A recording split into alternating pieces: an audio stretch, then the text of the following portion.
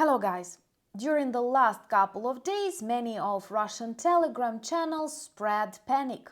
They report that the Ukrainian armed forces may be preparing for a new offensive on the Russian Federation. And no, not just Kursk region is in danger, but also Bryansk and Belgorod. All of these regions actually border with Ukraine. They use open Getty images with Ukrainian armored vehicles and white rectangular symbols on them as a sign something big is coming. Perhaps this is an old trauma that many in Russia got when the Ukrainian armed forces simply and very quickly crossed the border of the Kursk region. Back in that time, we had white triangular symbols on our vehicles and tanks.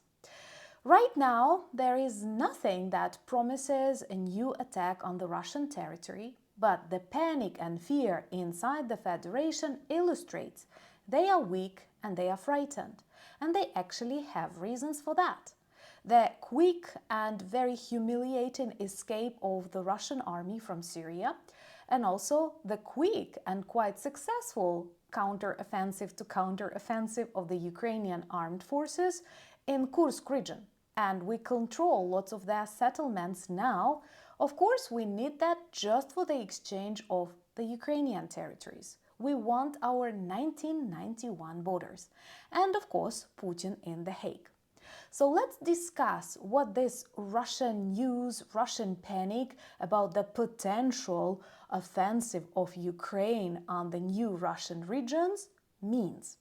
My name is Anna, I'm from Ukraine, I'm in Ukraine, and if you want to see the collapse of the Kremlin, the demilitarization of Russia, and also protect yourself against their evil narratives and hybrid warfare, subscribe. We discuss all of that on the channel.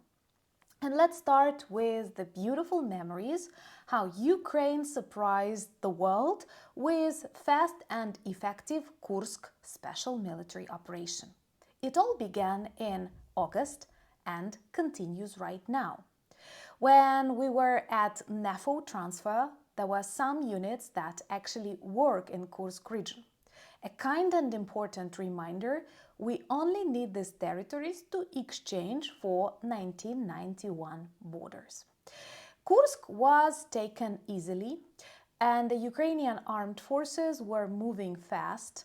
The civilians actually didn't mind because in comparison to the way their own soldiers treat them, they felt safe and sound with Ukrainians. Kadyrov, Chechen soldiers that were supposed to guard the border and fight against the Ukrainian armed forces failed, and the thousands of North Korean soldiers that were actually deployed in Russia to help with Kursk counteroffensive keep failing. And in this context, also with the potential negotiations ahead, we see lots of Russian publics reporting about the new Ukrainian offensive on their territories. The photos that they share are not something secret, but real photos from Ukrainian trainings in some of our northern regions. You know, when a country is at war and when a country borders with Russia, you are obliged to be strong militarily. And I'm sure that even after the Ukrainian victory, the defeat of Putin, we will keep training and developing our military potential. At least if I were president, that's what I would do. And Kursk offensive, Kursk counter-offensive, Kursk special military operation was very important for the morale of Ukrainian armed forces and is definitely a good argument if the countries, the governments, the presidents that will push Ukraine to negotiate turn out to be weak, will decide to appease Putin, then at least we have the territories in Kursk that we can exchange for the Ukrainian territories. Once again, we need 1991 borders. And there are a million of reasons why, starting from the suffering of people on the temporarily occupied territories and lots of war crimes committed there, and finishing with the way Russia uses these occupied territories as a platform, as important logistic hubs for future attacks on the Ukrainian territory. And of course, an aggressor must be punished. Many people forget about that, but this is the basics of any normal society. So right now, we see that Russians, even those who consume internal propaganda, see the weakness of Putin's regime. And they realize that not everything goes according to the plan. And to see the collapse of this evil empire, subscribe and please share these videos on your social media platforms. Russian humiliation in Syria, their escape, loss of military bases, loss of control over Middle East and Africa, and the consequences can actually be even worse, with a serious blow for the collapsing Russian economy, when new pipelines can be developed through the territory of Syria. And they realized that the Ukrainian special military operation on Kursk was quite dynamic and not that complex, and they actually could do nothing to stop the Ukrainian forces that remain inside Russia for almost half a year already. And that is why regions like Bryansk, regions like Belgorod do not feel safe. I am not mentioning numerous times when Russians bomb them themselves, either because of their negligence, because of the bad quality of the weapons that they use, and also because the only defensive or offensive, any military tactics that they know is scorched earth policy and meat grinders. And that is actually why people in Kursk suffer more from the Russian army than they do from the Ukrainian. That is a very important reminder, and you can check it in the addresses that many of people in Kursk region send to Putin. And that is why right now they realize that if Ukraine decides to cross the border to Belgorod or Bryansk, this may happen. When I try to think from the Ukrainian perspective, could it be possible, could it be useful?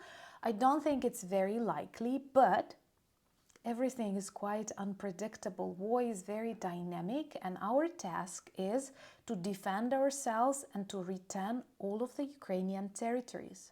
So whatever means our government, our military choose, I am supportive of that 100%. In some parts of Ukraine on the front lines, Russia outnumbers Ukrainian forces 10 times. So literally it's impossible to stop them, taking into account they are ready to sacrifice people, they do not think about numbers, they have backup from North Korea, real foreign army on the ground, and maybe a potential operation somewhere else that will distract Russian troops from Donbas region can help. I don't know. Let me know in the comments below what do you think about that.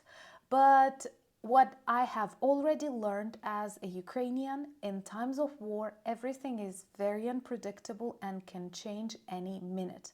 That is why our task is to be mobilized and very, very prepared. And we continue demilitarizing Russia because just yesterday another big ammunition depot on the territory of the temporarily occupied Donetsk region was destroyed, which means more lives saved and another Russian ammunition depot destroyed.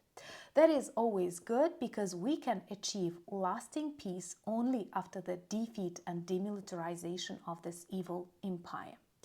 Remember to join me on other social media platforms. I'm on Instagram, X, Discord, Blue Sky, and Threads. All the links that you need are in the description of this video. And the link to our merch shop, where you can find lots of good items that work well as reminders and conversation starters about Ukraine. Thank you for buying me coffees, becoming my patrons and sponsors of the channel. But most importantly, thank you for standing with Ukraine. Slava Ukraini!